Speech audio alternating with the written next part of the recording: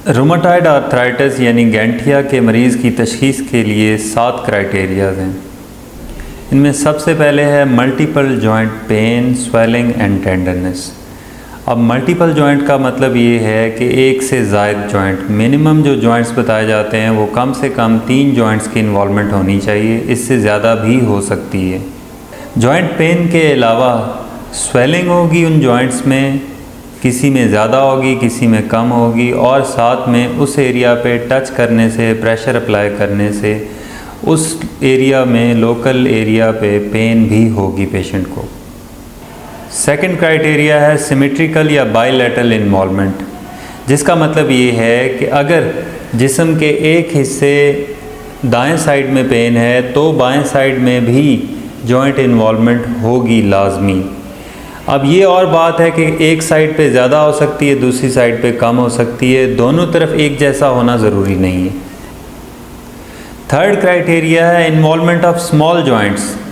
इसमें गैंठिया में जो ज़्यादातर जॉइंट इन्वॉल्व होते हैं वो शुरू में स्मॉल जॉइंट्स होते हैं, हाथ के और पाँव के। अब उंगलियों के छोटे जोड़ भी हो सकते हैं, हाथ के बाकी जोड़ भी हो सकते हैं, और कलाई भी इन्वॉल्व हो सकती है। इसके अलावा एल्बोज़ भी इन्वॉल्व हो सकते हैं, आपके शोल्डर भी हो सकते हैं। नेक और स्पाइन इतनी ज़्यादा इन्वॉल्व नहीं होती। लोअर लिम्ब में बात करें तो एंकल की इन्वॉल्वमेंट है, पाँव के जो छोटे छोटे जॉइंट्स हैं उनकी इन्वॉल्वमेंट है, और साथ में घुटनों की भी इन्वॉल्वमेंट हो सकती है। लेकिन सबसे ज़्यादा जो इन्वॉल्वमेंट होती है वो हाथ और पाँव के छोटे जोड़ों की होती है।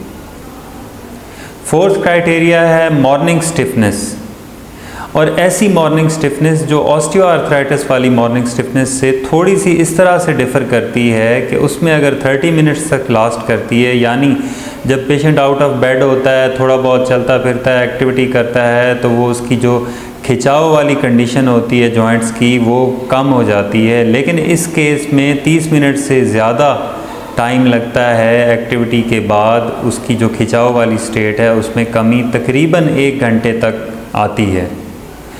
पांचवा क्राइटेरिया है एक्सरे के ऊपर चेंजेस। अच्छा, एक्सरे के ऊपर चेंजेस इनिशियली जो 6 वीक्स हैं या 2 मंथ्स हैं, इवन के 6 मंथ्स तक भी एक्सरे पे शायद आपको कोई ख़ास चेंजेस ना मिलें, लेकिन अगर थोड़ा सा टाइम ज़्यादा हो जाए, अलामत पेशेंट में हों, तो एक्सरे पे चेंजेस वाज़े नज़र आती हैं। उसमें कार्टिलेज की डीजनरेटिव चेंजेस नज़र आएंगी, बोनी इरोजन्स नज़र आएंगी, तो वो टिपिकल चेंजेस होती हैं आर्थराइटिस वाली। फिफ्थ है पॉजिटिव आरए फैक्टर। अगर ऐसे लोगों का आप ब्लड टेस्ट करवाएंगे तो उसमें जो आरए फैक्टर है जो कि इस कंडीशन के लिए टेस्ट किया जाता है वो पॉजिटिव होगा। सिक्स्थ है good days and bad days. इसमें 2 दिन बिल्कुल ठीक ठाक होगा पेशेंट, फिर अचानक से बग़ैर किसी चोट के वजह के पेन और स्वेलिंग हो जाएगी, और जो कि 2-4 दिन के बाद ख़ुद से ठीक हो जाएगी। तो सडन ऑनसेट होगा पेन का, और इंसिडुअस मतलब बग़ैर किसी रीज़न के जॉइंट पेन होगी। और लास्ट क्राइटेरिया है रूमेटॉइड नोड्यूल्स। नोड्यूल्स क्या होती हैं? ये पेनलेस होती हैं, लेकिन ये गिल्टियाँ टाइप होती हैं। जो ज़्यादातर बोनी प्रोमिनेंस होती है वहाँ पे ये फ्लूइड फिल्ड थैलियाँ सी बन जाती हैं जो कि ज़्यादातर एक्सटेंसर सरफेस के ऊपर होती हैं।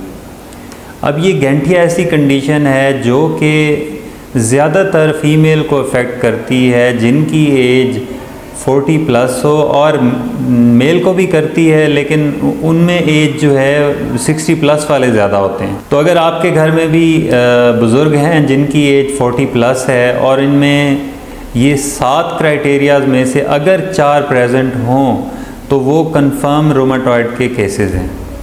अगर तो आप डायग्नोसिस को मज़ीद कंफर्म करना चाहते हैं तो आरए फैक्टर के साथ आप CBC विद ESR करवा सकते हैं, NT-CCP और CRP भी करवा सकते हैं।